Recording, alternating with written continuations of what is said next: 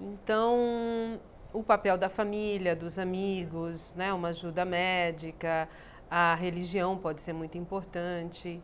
Acho que quanto mais instituições, melhores, né? O importante é descobrir o que faz aquela pessoa estar As angustiada. pessoas vão muito para a igreja também, né? Nesse momento, assim. Tem muita gente que vai para, principalmente no Natal, né? A igreja não é um foco de estresse, olha. Pô, deve ser, né? Acho que tem algumas paróquias que tem uma disputa enorme. Tem esse problema de quem frequenta muito, provavelmente, não sei, no cotidiano. Mas acho que é uma fonte deveria ser uma fonte de conforto, né? Essa questão da angústia ligada à religião, a ideia de que vem Jesus, vai nascer, e eu acho que isso é um apoio muito grande. Só que na nossa sociedade atual, a questão da religião é mais frágil, né? Paulo, qual outro tipo de ajuda que pode ser dada para uma pessoa que está com estresse? A gente já falou a respeito de consumir menos comida, menos bebida, né?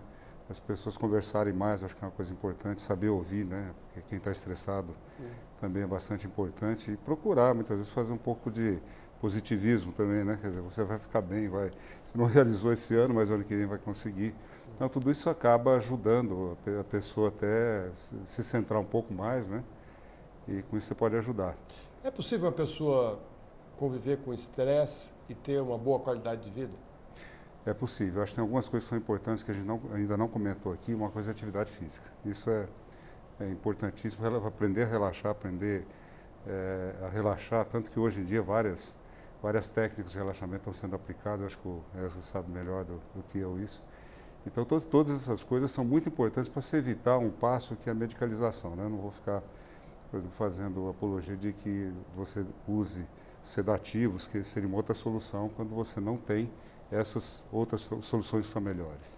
Dentro dessa linha que o Paulo está comentando, eu vou pegar até um gancho que a Maria Inês antes colocou da crise. Eu acho que muita gente está estressado com a crise que virá, mas crise é sempre uma oportunidade, uma chance de recomeço, de reconfiguração, é uma chance de reformular muito dos conceitos, seja uma crise pessoal de saúde, como o Paulo está colocando, fazer alguma coisa então saudável, seja uma crise de profissional, de futuro. Que é, aliás, o sentido do Natal, né?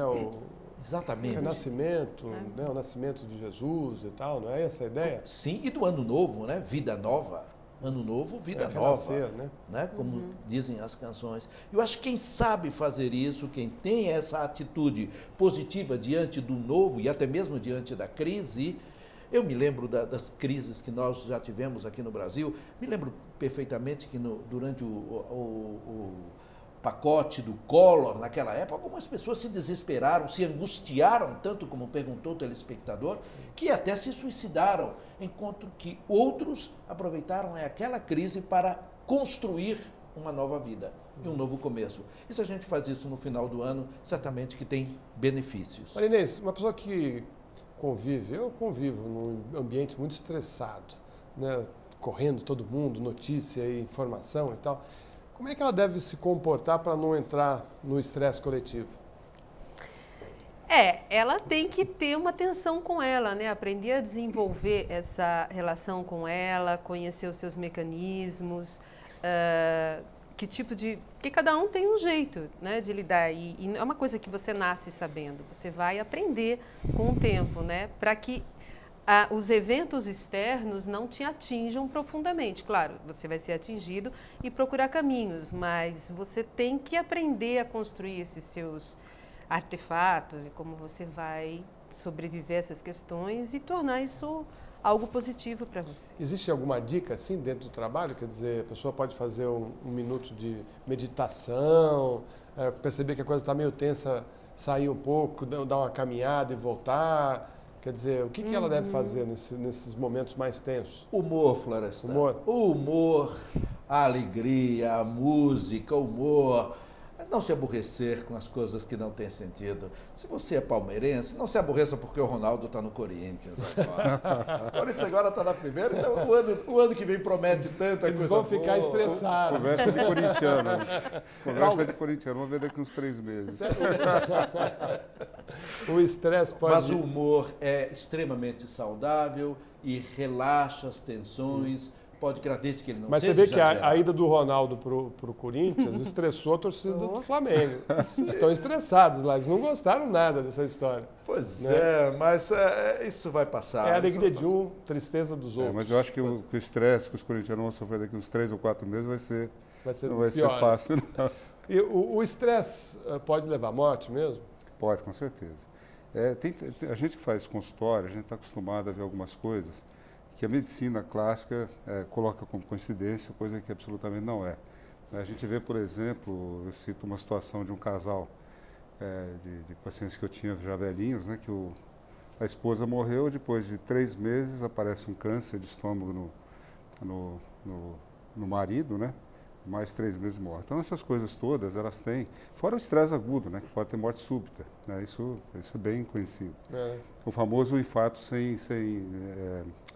a morte súbita sem infarto. Você examina o paciente e não encontra absolutamente nada. Isso é bastante Isso ocorre conhecido. mais com pessoas mais jovens ou mais velhas? Pode ocorrer mais em qualquer idade, mas costuma ocorrer mais em pessoas idosas, porque elas já têm geralmente algum tipo de problema. Uhum. Agora dizem que o estresse na pessoa dos 40 aos 50 pode provocar um infarto mais violento? Esses conceitos que existiam antigamente, assim, que o infarto na década dos 40 aos 50 é o pior que existe. Isso não, quer dizer, o que ocorre muitas vezes é o seguinte: o sujeito que tem um infarto com 30 anos, possivelmente ele tem uma doença de base já prévia que é uma doença mais grave, né? Diferente da pessoa que vai ter infarto com 70 ou 80 anos de idade.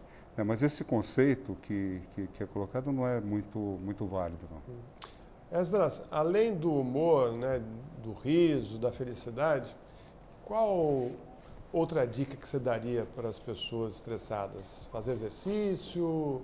Pensando nas festividades de Natal, eu acho que a atividade física é bem depois de uma noitada, de uma caminhada, uma bela caminhada. Agora, o diálogo, foi aqui citado, Paulo citou o diálogo entre as pessoas, cantar juntos. Cantar é uma excelente terapia contra o estresse.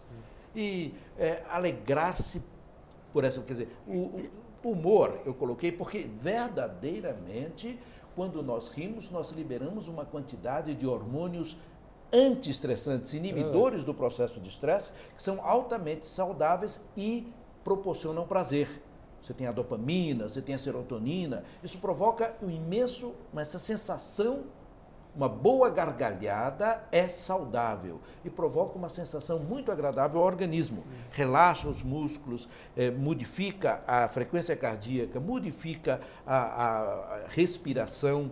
Portanto, é muito importante. E o que se pode fazer numa noite como essa, além do diálogo agradável, sem grandes conflitos, as brincadeiras de Natal, o tal do amigo secreto, pode ser um momento gostosíssimo, de muita risada, de muita alegria, mas depende de como é feito.